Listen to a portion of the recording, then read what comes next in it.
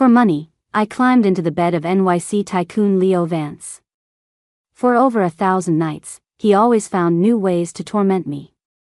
Then, the one that got away, his childhood sweetheart, came back to the country. So, secretly pregnant, I skipped town. I thought we'd never cross paths again. 5 years later, my daughter's kindergarten teacher called to tell me she was missing. I searched for what felt like forever, until I finally spotted 2 figures, one big and one small, at my front door.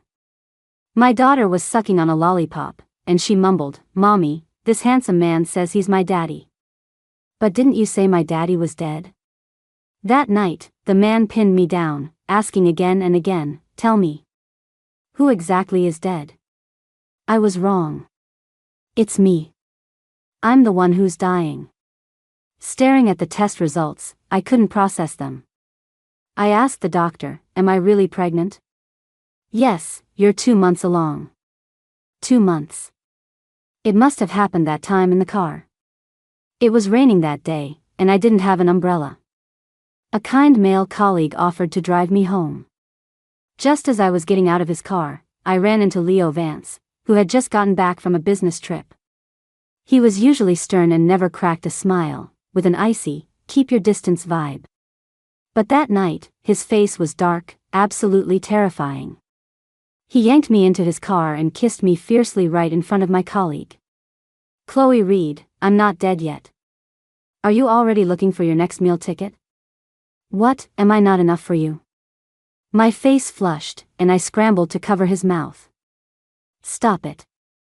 But his gaze fell on my rain-soaked shirt, and his eyes grew even darker. He put me through hell that night. When I finally got out of the car, my legs were like jelly. In the end, he was the one who carried me upstairs. For the past 3 years, I've known my place. The title of Mrs. Vance was never going to be mine. I never dared to dream of it. But I never imagined that even after being so careful, I'd still slip up. Just as I walked out of the hospital, I got a call from Leo. "Where'd you go?" I lied instinctively. "Out shopping. For your birthday present." He chuckled on the other end of the line. "Another tie? Chloe, can't you be a little more creative?" I took a deep breath and asked him, then, "What kind of present do you want?"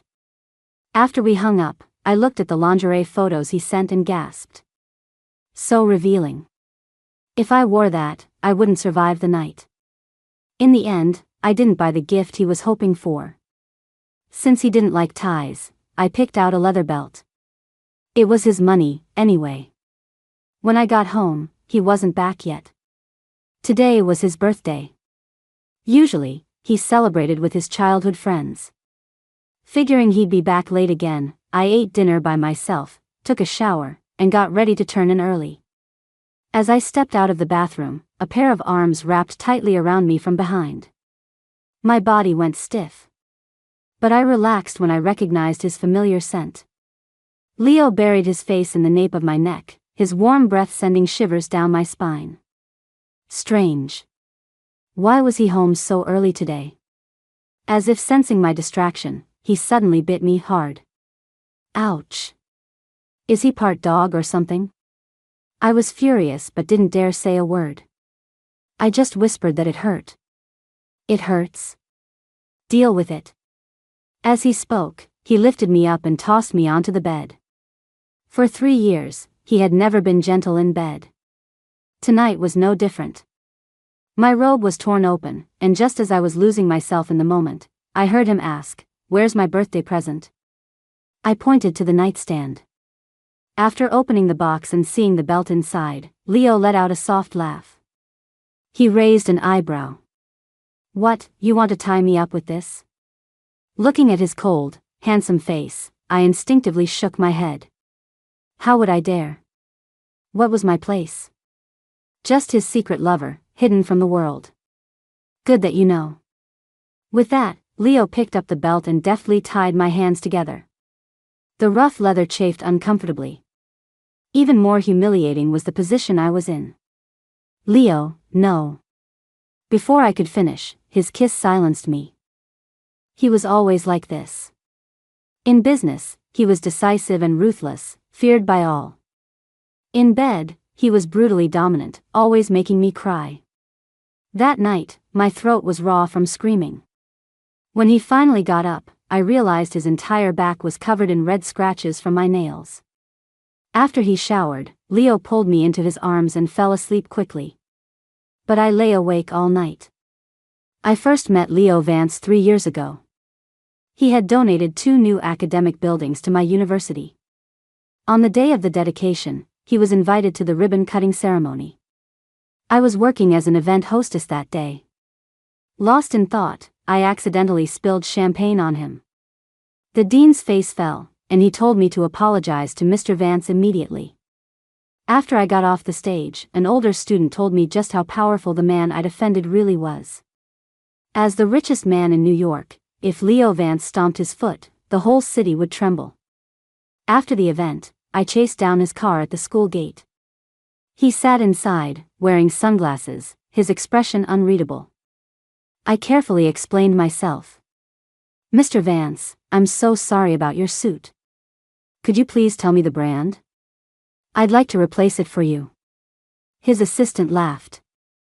"Miss, do you have any idea how much one of Mr. Vance's suits costs?"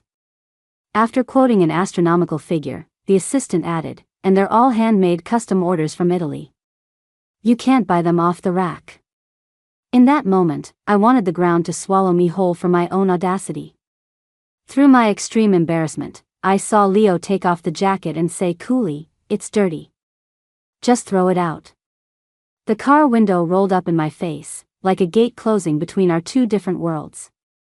I thought that would be the end of our interactions. But a few months later, my mom's illness relapsed, and she needed a huge sum of money for surgery. We'd already borrowed from every relative we had over the years. The university had also helped me many times. This time, I was truly desperate. Seeing my mother in so much pain, I clenched my jaw and rushed straight to the Vance Holdings headquarters. For some reason, he actually agreed to see me. When his assistant led me in, Leo was sitting behind a massive, expensive desk, his legs crossed. After hearing me out, he looked at me through the rising smoke and asked meaningfully, "You want my help? And what, Miss Reed, are you willing to give me in return?" "I can write you an IOU. You can set the interest rate. Once I graduate and start earning money, I swear I'll pay you back, principal and all." But he just laughed. His heated gaze roamed over every inch of my body, a slow, invasive crawl. After a long pause, he finally spoke. "I have more money than I know what to do with. As for what I want, Miss Reed is a smart woman. Why don't you take a guess?" With that, I was dismissed. Before I left, his assistant gave me an address. "Be there at 8 p.m. sharp. Mr. Vance said he won't wait." At 22 years old, besides my body, I had nothing. That night, wearing a white lace nightgown, I climbed into his bed. He tore the nightgown to shreds, and along with it, my last pathetic shred of dignity. And so it went for 3 years. We had an agreement, I would be his for 5 years. During that time, I had to be on call 24/7 and could never refuse any of his requests. When the time was up, he would set me free. But my mother didn't make it that long. She passed away during my 2nd year with Leo. Thank God she never knew that the daughter she had been so proud of her whole life had sold her body for money. I finally fell asleep around 4 or 5 in the morning. I had a series of nightmares, dreaming of my mother one moment and Leo the next. In my dream, he dragged me to the hospital with a cold expression, forcing me to get an abortion. "Chloe Reed, you should know your place," he said. When I woke up, it was already noon. I thought Leo would be gone, but as I walked toward the balcony, I heard him on the phone. On the other end, I could hear his friend Connor's voice. It was noisy on his side, so Connor was speaking loudly, and I heard every word. "Leo, Sophia's already here. Where are you?" "Still at home. I'll be there soon." "All right, hurry up.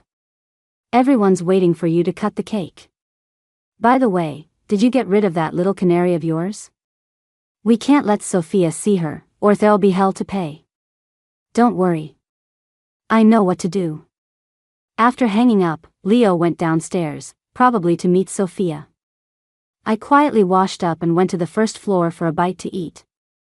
To my surprise, he still hadn't left. Leo was leaning against the sofa, smoking, lost in thought. After a moment's hesitation, I walked over and straightened his tie for him. We were so close, our breaths mingling, and his eyes never left my face. Before he left, he said softly, "Don't go out today. Wait for me to get back. I have something to tell you." Okay. What else could there be? He was probably going to tell me to get lost. After all, the woman he loved was back. 2 hours later, Sophia posted an update on her social media. She shared a photo of a cake and a picture of herself with Leo. The caption read, "I'm back, and it's like nothing ever changed." Over the past 3 years, I had heard a lot about Sophia. They said she and Leo were childhood sweethearts, the one he had loved for years. This very mansion we were in had a huge room reserved just for her. And the reason Leo had donated to my university was because it was Sophia's alma mater. In the photo, they were both stunning, with brilliant smiles. I had to admit, they looked perfect together. In terms of family background and looks, they were like a prince and princess from a fairy tale. As for me, I was just a substitute for while Sophia was abroad, there to satisfy Leo's physical needs. That night, I waited on the living room sofa until midnight, but Leo never came back. The next day, news of him and Sophia being seen at a hotel was trending online. As I read, a wave of nausea hit me, and I rushed to the bathroom to dry heave. After washing my face, I looked at my pale reflection in the mirror. Suddenly, my mind was made up. I had to leave. Otherwise, I'd become a shameful other woman. And my child would live their whole life in shame. In the last 3 years, I'd thought about leaving countless times. But I never expected the day to come so suddenly. I packed my things quickly. Aside from my ID and a few personal items, I didn't take anything else. Leo had been incredibly generous over the years, and I had saved up a lot of money. It was enough for me and my child to live on for the rest of our lives. I told the housekeeper, Mrs. Gable, that I was going to visit my mother's grave and that she didn't need to make dinner for me. The driver offered to take me, but I refused. The taxi sped down the road, first passing Vance Holdings, then my old university. While waiting at a red light by the campus gate, I saw Leo's Maybach in the distance. Almost instinctively, I looked inside. In that fleeting moment, I saw Sophia snuggled intimately against Leo's shoulder. A pang of sadness shot through my heart. I had been hesitating, wondering if I should at least say goodbye to Leo. After all, he had helped me so much when my mother was sick. But in that instant, I suddenly felt it was unnecessary. Sophia was back. My quiet departure was the best thing for me and for Leo. Before takeoff, my phone rang. It was Leo. For the past 3 years, I had always answered his calls on the first ring. But today, I let it ring and ring. Then I turned off my phone and pulled out the SIM card. I knew Leo's personality. He had his pride. He wouldn't call a second time. And that gave me enough time to escape. As the plane took off, a sea of lights blurred and vanished beneath me. Until there was nothing left to see. Goodbye, New York. Goodbye, Leo Vance. A few months later, I gave birth to a girl. I named her Annie. I hoped she would live a life of peace, happiness, and good health. Annie was a sensible child from the start. During the first month after she was born, I got mastitis and had to stop breastfeeding early. She was a good girl, never crying or fussing. When she was 2, she had a high fever for several days. When I cried quietly in the middle of the night, she would wipe away my tears and whisper, "Mommy, don't cry, don't cry." So many times, I felt a secret surge of gratitude that I had chosen to keep her. Since my mother passed away, I hadn't felt this happy in a long time. The days of raising a child were busy but flew by. In the blink of an eye, Annie was 3.5. After much thought, I decided to bring her back to the States. I couldn't stand the food abroad anymore. And no matter how long I was there, I never felt like I belonged. Of course, I worried about running into Leo. What if he found out about Annie and tried to fight me for custody? But then again, he was probably married to Sophia by now. Maybe they even had their own kids.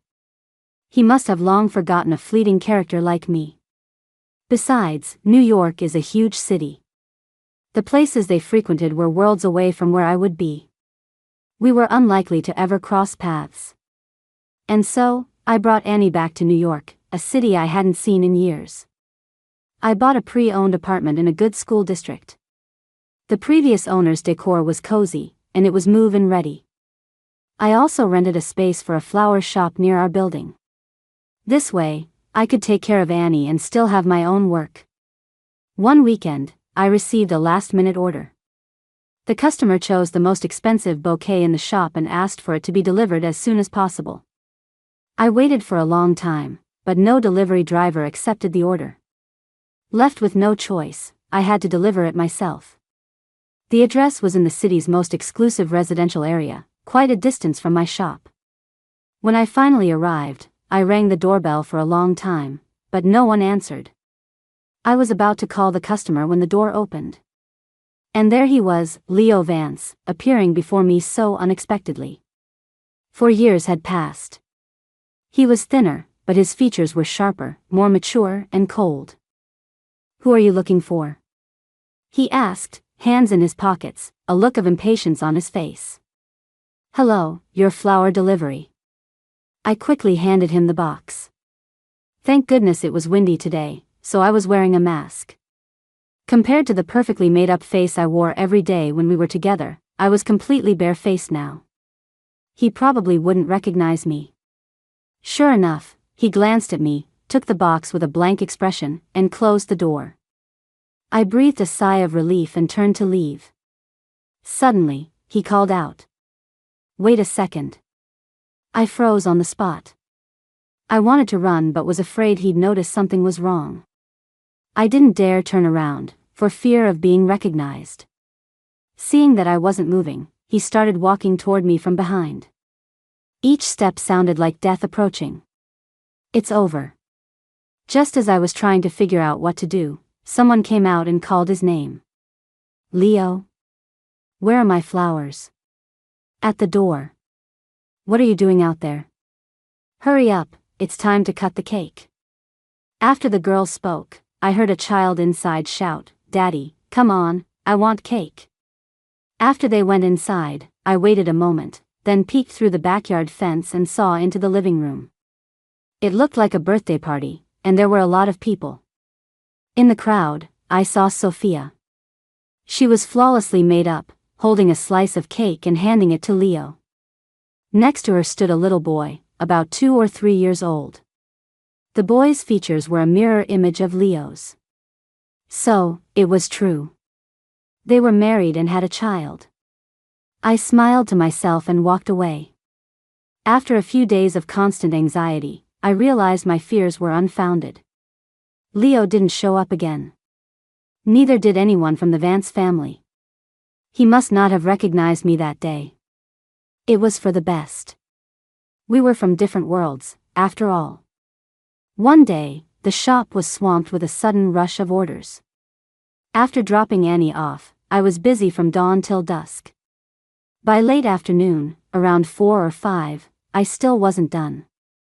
Reluctantly, I had to call her teacher. "Ms. Davis, could you possibly bring Annie to my shop? I'm stuck here right now." Annie's kindergarten teacher lived in our building, and she had helped me out several times when I was in a bind. But to my surprise, she asked quizzically, "Wasn't Annie already picked up by her dad?" Dad? A powerful sense of dread washed over me. Could it be Leo? I rushed to the kindergarten. When I got there, Ms. Davis told me that a man had come to pick up Annie in the afternoon, claiming to be my husband and Annie's father. She was going to call me to confirm, but my line was busy. Not only did the man look strikingly similar to Annie, but he also produced a marriage certificate. And so, Annie was taken away.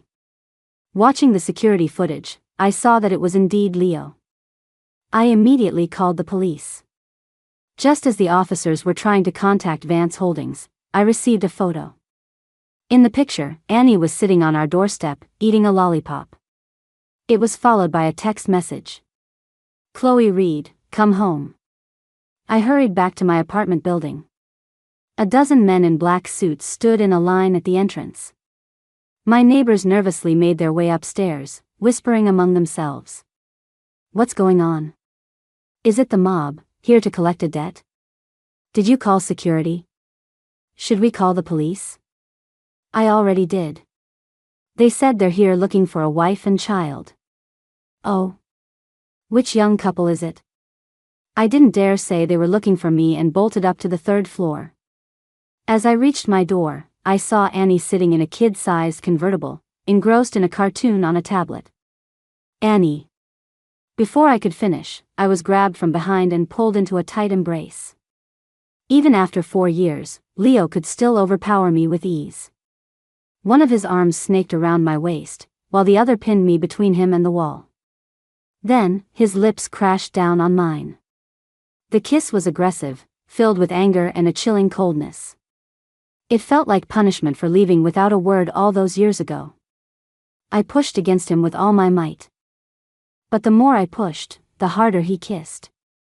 It wasn't until Annie shouted from the side, "Mommy, what are you doing? You meanie, let my mommy go." Annie scrambled out of her little car and started pounding on Leo's leg with her tiny fists. He let me go, then bent down and lifted Annie into his arms. When he looked back at me, his eyes were as dark as ink.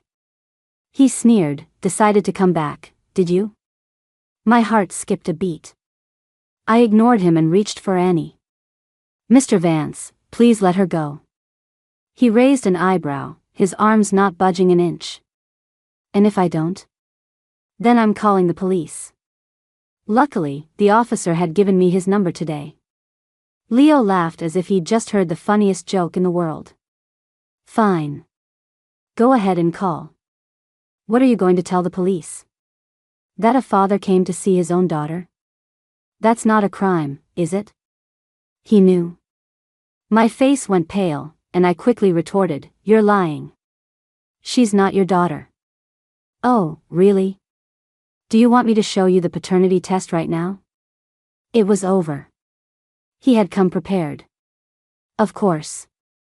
With his power and influence, finding out the truth about Annie would have been child's play. As we stood in a stalemate, Annie, still sucking on her lollipop, looked at me with wide eyes and asked, "Mommy, this handsome man says he's my daddy. But didn't you say my daddy was dead?" With Leo's face grim and dark, I opened the door. I told Annie to go play in her room. Once she was settled, I closed the door firmly. Then I turned to the man on the sofa and said, "Leo, we need to talk." Leo looked up at me. Even though I was standing and he was sitting, he exuded an air of superiority. Just like our relationship for the past 3 years, he was always on high, and I was always at his beck and call. But things were different now. He was no longer my benefactor, and I no longer had to be deferential to him. So, I got straight to the point. "Annie is my daughter, and I will not give her up to you. I know your family is very wealthy and will probably hire the best legal team. But I'm not afraid. I am her biological mother. I've raised her myself every single day since she was born. Plus, I have a job. I believe a judge will side with me." I said it all in one breath, then looked at him calmly, waiting for his reaction. To my surprise, he laughed. "Are you done? You've been rehearsing that speech for a while, haven't you?" He was right. Ever since our accidental meeting that day, I had gone over this scenario in my head countless times. I would absolutely, under no circumstances, give up the fight for custody of Annie. But Leo's next words left me stunned. "I'm not here to fight you for Annie." "Then what are you here for?" "For you." "And then?" "To drag you back and continue our previous contract." Allow me to remind you, our agreement was for 5 years. You only fulfilled 3. There are still 2 years left. Don't you think you should pay up? Leo Vance. I stared at him in disbelief. Then, I enunciated each word carefully. I'm sorry, but I will not be a homewrecker. What did he take me for? Years ago, I had to submit to him for my mother's sake. During the countless moments I felt humiliated, would quietly tell myself. At least he doesn't have a girlfriend. At least my existence isn't hurting anyone else. But what was this now? Homewrecker? Leo frowned. What are you talking about? You're married, aren't you? Since you have a wife, why can't you just leave me alone? Now, the confusion on his face deepened. Who said I'm married? Chloe, have you lost your mind? I couldn't hold it in any longer and let everything pour out. Aren't you married to Sophia? I know you've always loved her. The only reason you even noticed me in the first place was because our profiles looked a little similar. I saw it all at your house that day. And your son, he really does look like you. So please, stop making such a shameless demand.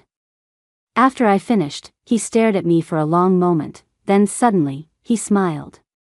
The next second, he pulled me forcefully into his arms. His domineering kisses rained down again, leaving me no room to escape. Furious, I hit him over and over, but it was useless. Finally, in desperation, I bit down hard. The taste of blood filled my mouth, but even then, he didn't let go. Only when I was breathless and gasping for air did Leo finally release me. He wiped his lip and frowned. Chloe, are you part dog? You're the dog. Your whole family is dogs. Otherwise, why was he sticking to me like a leech I couldn't shake off? Getting bold, are we? Daring to curse at me now? He chuckled softly. Then, his expression turned serious. I'm not married, and I don't have any children. The kid you saw that day is my cousin's son. And I don't love Sophia. To be precise, I never have. I couldn't make sense of his words. What did he mean? If he didn't love Sophia, could he love me? Impossible. As the thought crossed my mind, he nodded. Yes. I love you. It was love at first sight, back at your university's award ceremony. You don't want me to fight you for custody of Annie, do you? So, you have another option, marry me. Become Mrs. Vance. I'll give you 3 days. After 3 days, I'll be back for an answer. After Leo left, I sat on the sofa in a daze. It wasn't until Annie opened the door and said she was hungry that I snapped out of it and rushed to make her dinner. It was already late, so I just boiled 2 bowls of wontons for us. As we were eating, Annie asked, Mommy, is Mr. Leo really my daddy? I never thought I'd be asked this question when she was only 5. After thinking for a long time, I asked her, do you like Mr. Leo? He's okay. He's handsome, but a little scary. I still like Mr. Weber better. The Mr. Weber she was talking about was William Weber, a middle school history teacher. We met once when I found his lost cat. After that, William started visiting my flower shop often. He never said anything outright, but I knew he was pursuing me. I had a pretty good impression of him.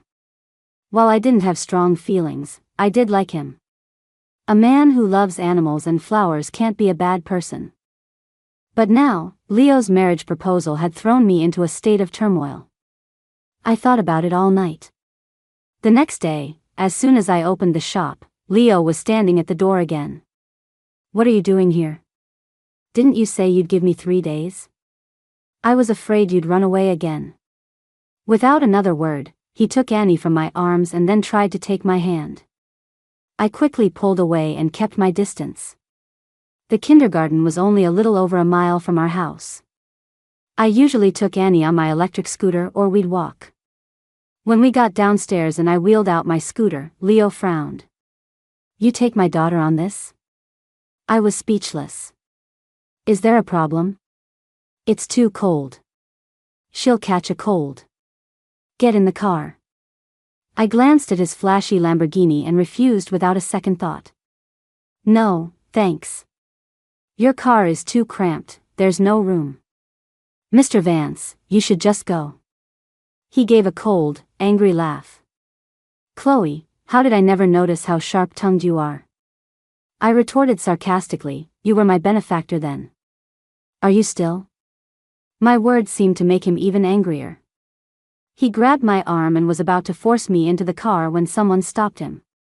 Chloe, do you need help? It was William Weber. He was in workout clothes and looked like he had just finished a morning run. Mr. Weber, good morning. Morning. Beside me, Annie greeted him sweetly. Hi, Mr. Weber. When are you going to take Annie to see the dinosaur fossils? Be good, Annie. We'll go as soon as you have a break from school. William patted Annie's head, then turned his attention to Leo by the car. Chloe, who is this? Oh, he's an old friend. The moment the words left my mouth, Leo's face darkened. He spoke, each word dripping with ice. Chloe Reed, say that again. What am I to you? After I reiterated that we were just friends, Leo stormed off in a rage. But that afternoon, he reappeared at Annie's kindergarten. I ignored him, but he followed us in his car, watching until we went upstairs. His car never left that night. In the middle of the night, I got up to close the window and saw him leaning against his car, smoking in silence. Our eyes met in the darkness, then quickly looked away. For 3 straight days, he watched me relentlessly, never letting me out of his sight. On the evening of the 3rd day, he blocked my path, his eyes burning with intensity. Have you made up your mind? Will you marry me? Looking at his sharp, handsome features, I belatedly realized that at some point, I had stopped being afraid of him. After a moment of silence, under his expectant gaze, I shook my head. No, Leo. I don't want to marry you. Why? Because our relationship was never equal. 8 years ago, I sold myself to you for $1 million. I had to do whatever you told me to do. I hated how domineering you were, but I couldn't refuse. I hated the way your friends looked at me, but I didn't have the right to talk back. I was your canary, your plaything.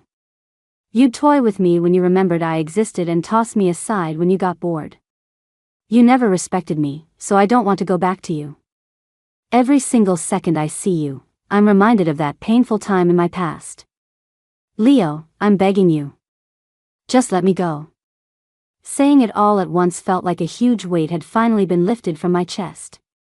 I quietly waited for Leo's counterattack. Maybe he would be furious. Maybe he would explode. But I never expected him to give a bitter laugh.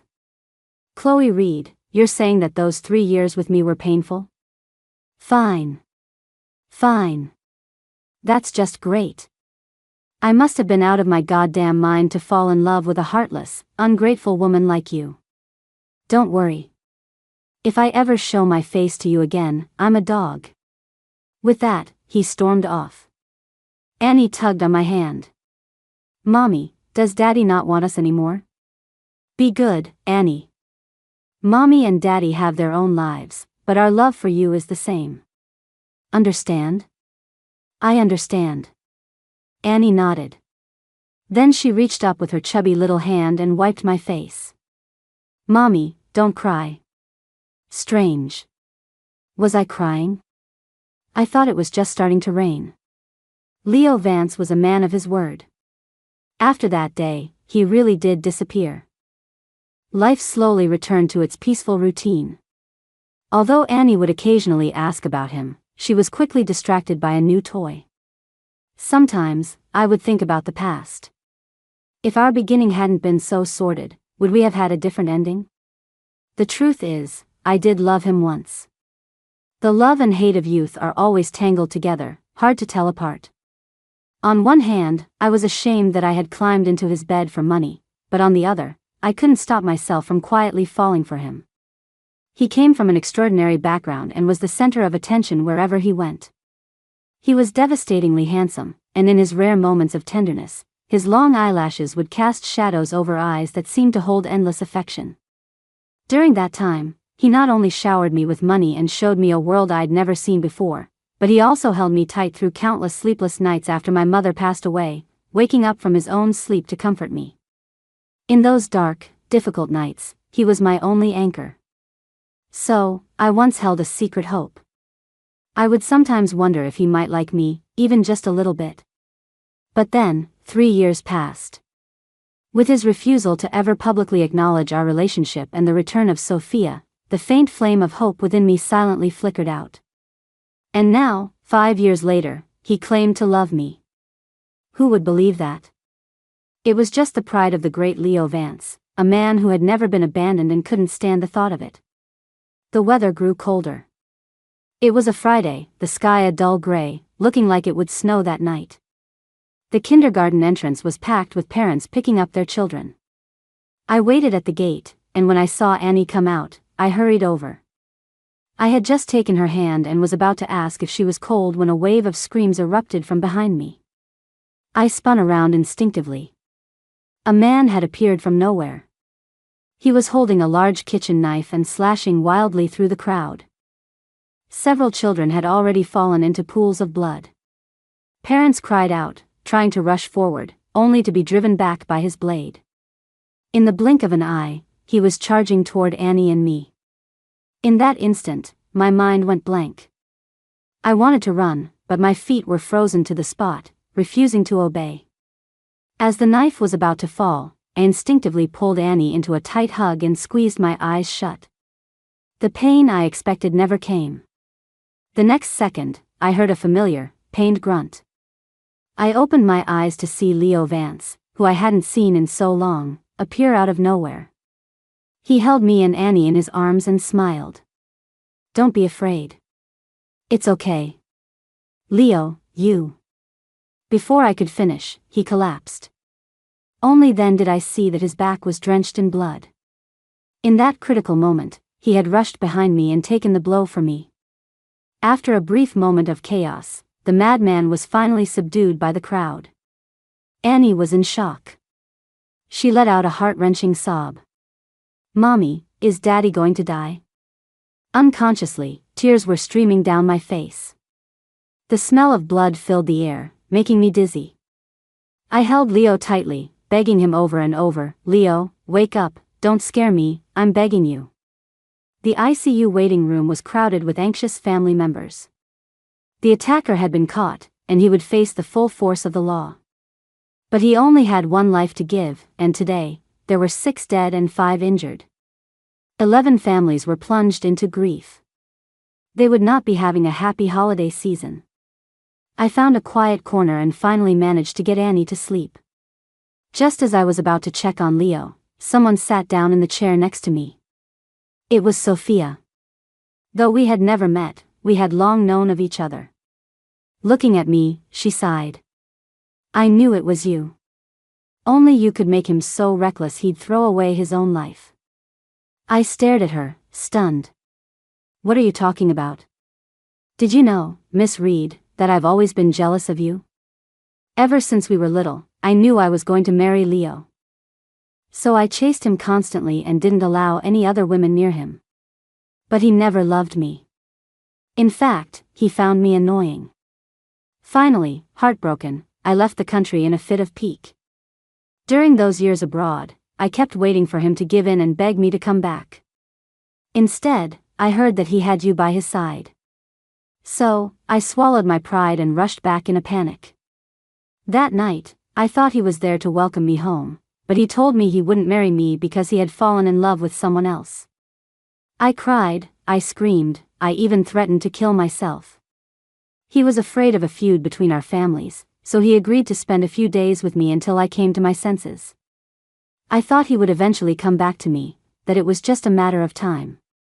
But the next day, when he heard you had run away, his whole expression changed. After that, his father beat him I don't know how many times over you.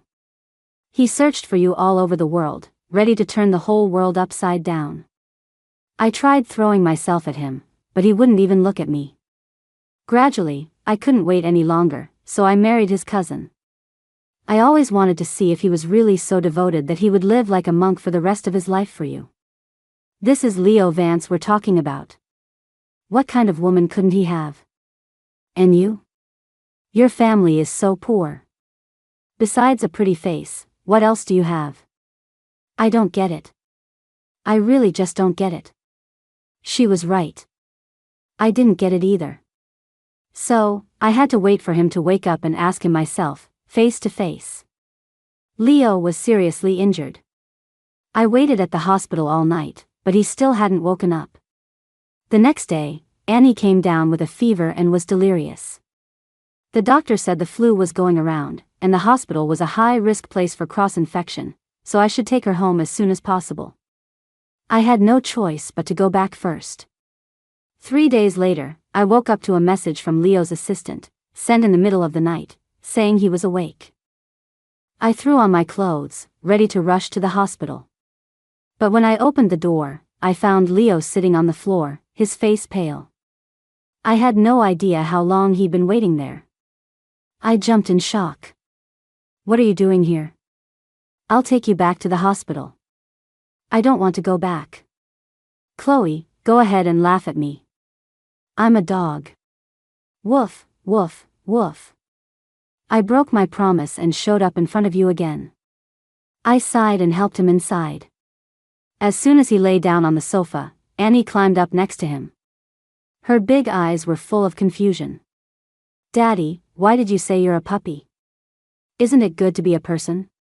Leo's silence was deafening. I stood to the side, trying so hard not to laugh my stomach hurt. Annie, sweetie, can you go play by yourself for a bit? Daddy has something to talk to Mommy about. When we're done, Daddy will take you to get KFC. Okay. The little girl nodded, and seeing that I didn't object, she happily took my phone and went to her room to watch a cartoon. I poured a glass of water and handed it to Leo. You're so badly hurt. What are you doing here? I was afraid my wife would run away. Who's your wife? Who do you think? He gently took my hand and asked pitifully, are you still mad at me? I shook my head. I was never mad at you. Then why didn't you want to marry me? I thought you only proposed because you couldn't stand being abandoned by me. I thought. When you said you loved me, you were lying. Halfway through my sentence, he kissed me again. This time, I didn't refuse. After a long moment, he slowly pulled back. Our foreheads touched, our eyes met. He asked me, what else did you think? Nothing. Leo Vance, I love you. I finally said it. It felt so good. Hearing that, he was ecstatic, looking at me in disbelief. Really? You're not just saying that out of gratitude because I saved you, are you? Really? I wrapped my arms around his neck and continued the kiss we had started. I don't know how long Leo's love will last. I don't know how many obstacles we'll face in the future. But at least in this moment, I wanted to try. Life is short. You have to seize happiness when you can. For the past 5 years, I dreamt of Leo countless times. They say that when someone appears in your dream, you should go see them when you wake up. Now, my sweet dream has finally come true. So, Leo Vance. For the rest of our lives. I'm all yours. Extra, Leo's POV. The first time I saw Chloe Reed, it was an ordinary day. She was wearing a tacky, traditional dress, but her face was as fair as jade. That day, she accidentally spilled wine on me. After being scolded by the dean, her face turned red, and she looked like she was trying hard not to cry. In that moment, I thought, I wonder what she looks like when she actually cries? But it was just a passing thought. Just a woman. I, Leo Vance, could have any woman I wanted. I had already forgotten about her. But then, not long after, she came to me for help. Since the little rabbit had willingly walked into the trap, escaping was no longer up to her. It was just as I imagined. Chloe was beautiful when she cried. Of course, she was even more beautiful at other times. Every time I saw her crying and begging for mercy, I felt a fire ignite inside me, making my whole body burn. I signed a contract with her, buying 5 years of her time. But after only a few months, I grew greedy. I wanted to tie her down for a lifetime, to never let her go anywhere. But the Vances were not just any family. My parents would never accept her. They cared more about the family's interests than my feelings. So, I had to plan step by step. I kept her hidden, away from my social circles. Meanwhile, I slowly, bit by bit, took control of Vance Holdings. That day was my birthday. Ever since I became an adult, I had always celebrated with Connor and the guys. But that night, I couldn't wait to go home, to hold her in my arms.